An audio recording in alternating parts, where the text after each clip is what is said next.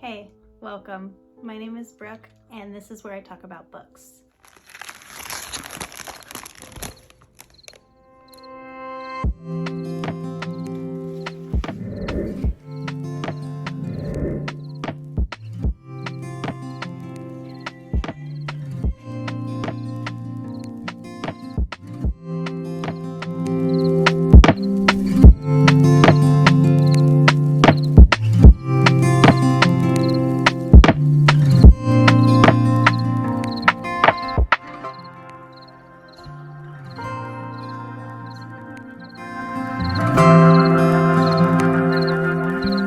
Today I am discussing my initial thoughts after reading A Secret History by Donna Tartt.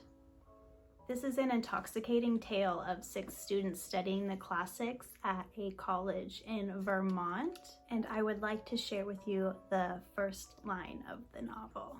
The snow in the mountains was melting, and Bunny had been dead for several weeks before we came to understand the gravity of our situation.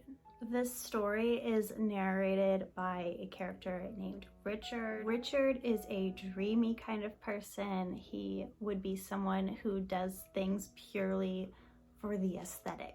Once he reaches the university, he sort of worms his way into this exclusive group of students, and murder ensues. The writing style and voice in this novel reminds me very much of The Great Gatsby, with Richard reminding me so much of Nick Carraway, in that their naive, drunken stupor, you can tell that they're not really telling you the entire story. I would like to share with you an example of what I mean by this.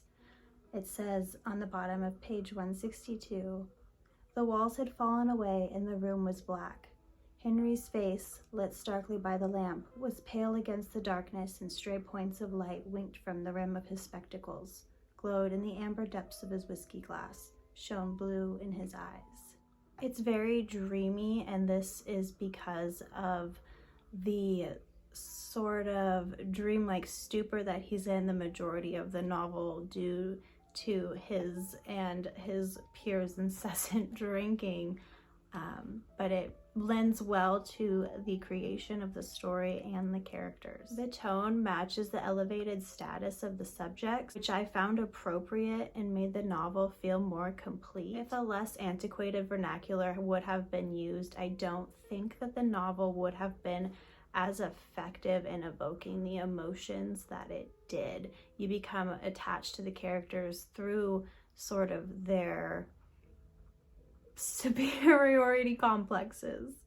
The two of us walked near the shore, and the shallows barely covering our feet. The sun shimmered off the lake in bright waves. It didn't look like a real lake, but a mirage in the Sahara. Henry and Francis were further out, Francis talking, gesticulating wildly in his white robe, and Henry with his hands clasped behind his back, Satan listening patiently to the rantings of some desert prophet.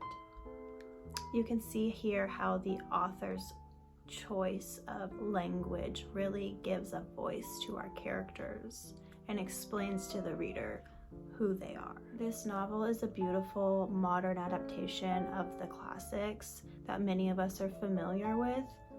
It deliciously mirrors that of a Greek novel, with our tragic hero's beautiful fall from grace. While you are aware of how the story ends, this novel is like a Smith Island cake in that you need each of the delicious layers to create this story.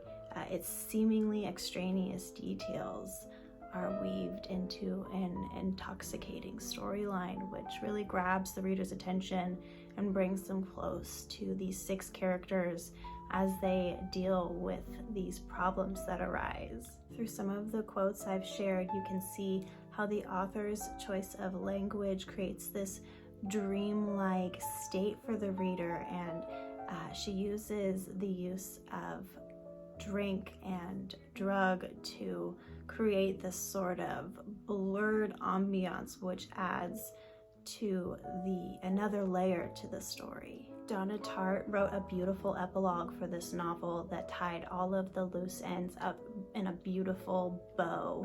I really enjoyed her final philosophies on death and dying. On page 558 in the epilogue, she writes, "What are the dead anyway, but waves in energy, light shining from a dead star?" And on 553, she says, "There are such things as ghosts. People everywhere have always known that. And we believe in them every bit as much as Homer did. Only now we call them by different names. Memory, the unconscious." A familiarity with Greek, Latin, and the classics isn't a must, but if you do enjoy those sorts of things, then this novel is a must read. I loved the dark academia vibes, and I'm looking forward to a more thorough reread and analysis shortly. I'm also excited to read some of other works by Donna Tartt. Of course, book reviews can't be all positive, so the one negative thing I would point out about this novel is that there is a shocking lack of diversity. However, this is a novel written in the 90s. I'm not necessarily so surprised by that. It is about a bunch of rich white men drinking whiskey and smoking incessantly. There is a female character, just one, but I wouldn't say that she is treated amazingly. If you read the novel, you will discover more about our female character in the novel. She is interesting.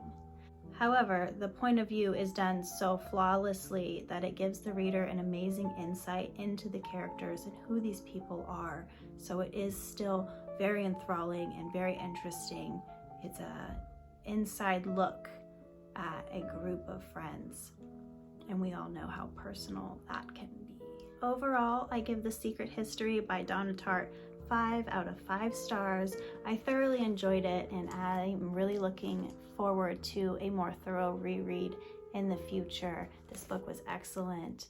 I loved it. To keep up with my most recent reads and more of my daily life, you can find me on Instagram at Paperback Brookie. You can also find me on Patreon at Paperback Brookie if you want to read some of my more personal work, the things that I'm working on, my portfolio. There's also going to be some other perks that go along with my Patreon. A portion of the proceeds I receive from Patreon go to buying books for school-age children, so there is a great benefit to joining that Patreon. All of my links will be listed in the description box below. You can go ahead and check those out if you're interested. Thank you so much for hanging out with me today. I will see you guys next time. Bye!